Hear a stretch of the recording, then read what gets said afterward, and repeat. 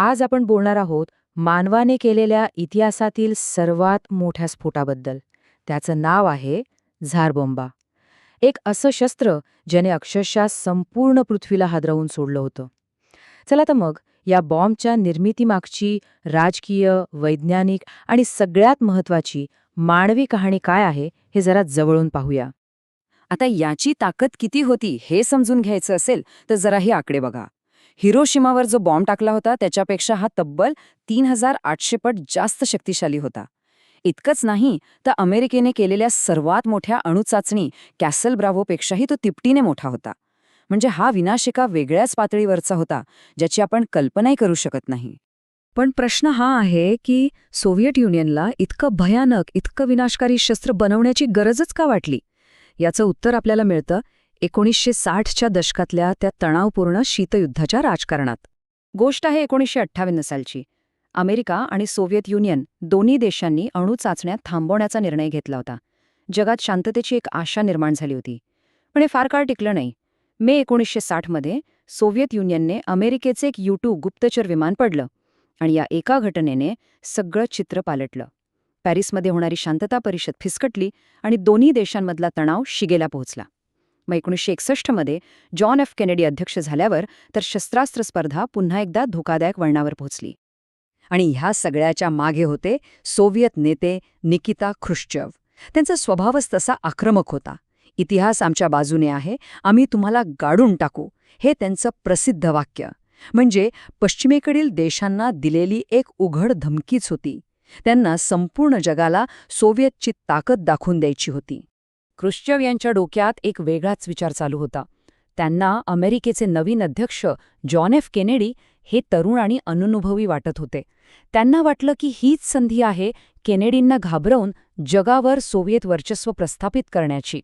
आणि ह्याच विचारातून एका महाभयंकर शक्ती प्रदर्शनाची कल्पना जन्माला आली. पण राजकारणाच्या या पटावर एक असा माणूस होता ज्याच्या मनात एक वेगळंच द्वंद्व सुरू होतं. ते होते या बॉम्बचे प्रमुख भौतिकशास्त्रज्ञ आंद्रे सखारोव्ह. त्यांच्यासाठी हा एक मोठा नैतिक पेच प्रसंग होता. या दोघांच्या विचारांमध्ये जमीन-आसमानाचा फरक होता. एकीकडे ख्रुश्चेव होते, ज्यांच्यासाठी हा बॉम्ब म्हणजे सोव्हिएत वर्चस्व दाखवण्याचं आणि प्रचार करण्याचं एक साधन होतं. तर दुसरीकडे होते सखारोव्ह, ज्यांना या बॉम्बमधून बाहेर पडणाऱ्या घातक किरणोत्सर्गाची आणि त्यामुळे होणाऱ्या विनाशाची प्रचंड भीती वाटत होती. त्यांच्यासाठी हे एक नैतिक संकट होतं. सखारोव्ह यांनी फक्त भीती व्यक्त केली नाही, तर त्यांनी गणित मांडलं होतं आणि ते आकडे ते अक्षरशः हादरवून टाकणारे होते. त्यांच्या हिशोबानुसार प्रत्येक 1 मेगाटनच्या अणुस्फोटामुळे जे किरणोत्सर्गी कण वातावरणात पसरतील, त्यामुळे जगभरात जवळपास 6600 लोकांचा अकाली मृत्यू होणार होता. विचार करा, हा आकडा त्यांच्या विवेकबुद्धीवर किती मोठं ओझं असेल. आणि जेव्हा सखारोव्ह यांनी ही सगळी चिंता ख्रुश्चेव यांना सांगितली, तेव्हा त्यांचं उत्तर काय होतं माहितीये? ख्रुश्चेव म्हणाले, जर मी सखारोव्हसारख्या लोकांचं ऐकायला लागलो तर मी जेलीफिश बनेन.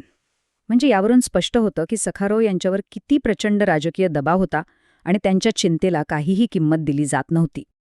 बरं, मग आता वळूया या बॉम्बच्या निर्मितीकडे. म्हणजे एवढा मोठा राक्षस बनवला तरी कसा? त्याची तांत्रिक आव्हानं काय होती? चला पाहूया. गंमत म्हणजे झारबॉम्बा हे खरं तर युद्धात वापरण्यासारखं शस्त्र कधीच नव्हतं. म्हणजे विचार करा, एका शाळेच्या बस एवढा मोठा आणि 25 टन वजनाचा बॉम्ब. त्याला वाहून नेण्यासाठी एका खास विमानाची गरज होती, जे आकाशात शत्रूच्या नजरेत सहज आलं असतं. त्यामुळे याचं खरं काम युद्ध करणं नव्हतंच, तर फक्त जगाला धडकी भरवणं होतं. या बॉम्बच्या प्रचंड शक्तीचं रहस्य होतं त्याच्या 3 टप्प्यांच्या रचनेत. हे समजायला थोडं किचकट आहे, पण सोप्या भाषेत सांगायचं तर पहिल्या टप्प्यात एक छोटा अणुबॉम्ब फुटतो, जो एका ठिणगीसारखं काम करतो. या ठिणगीमुळे प्रचंड उष्णता आणि दाब निर्माण होतो, ज्यामुळे दुसरा टप्पा सुरू होतो.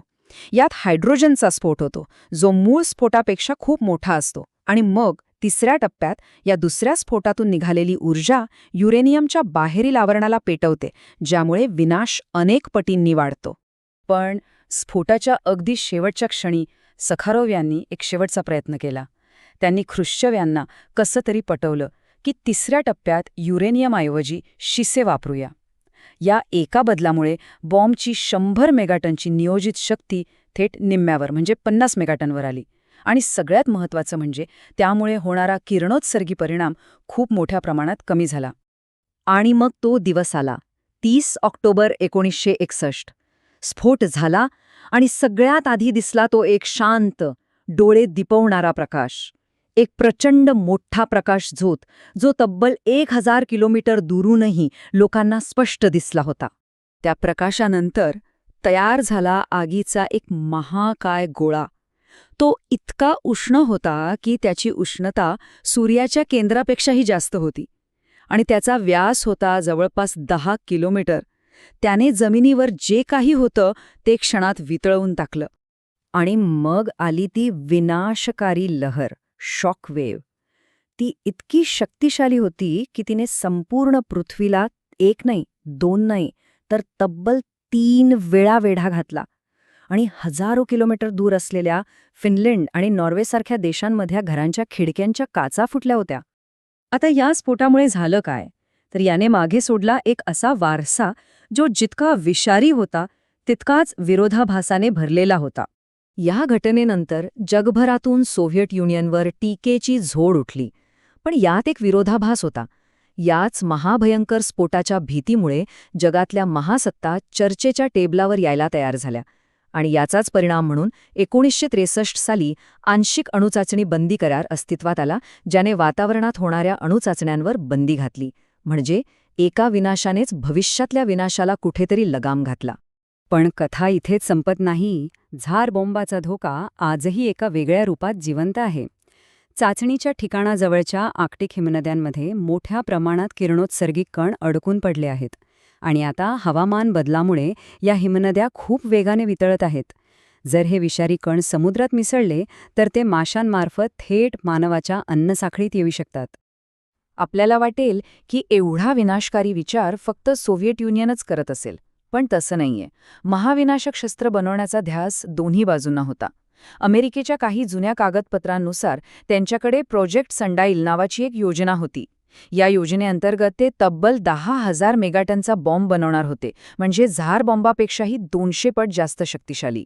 सुदैवाने ती योजना फक्त कागदावरच राहिली. तर मग मूळ प्रश्न हाच राहतो की जसजसं आर्क्टिकचं बर्फ वितळत आहे तसतसं झार बॉम्बाच्या विषारी कथेचा शेवटचा आणि कदाचित सर्वात भयानक अध्याय अजून लिहिला जायचा बाकी आहे का?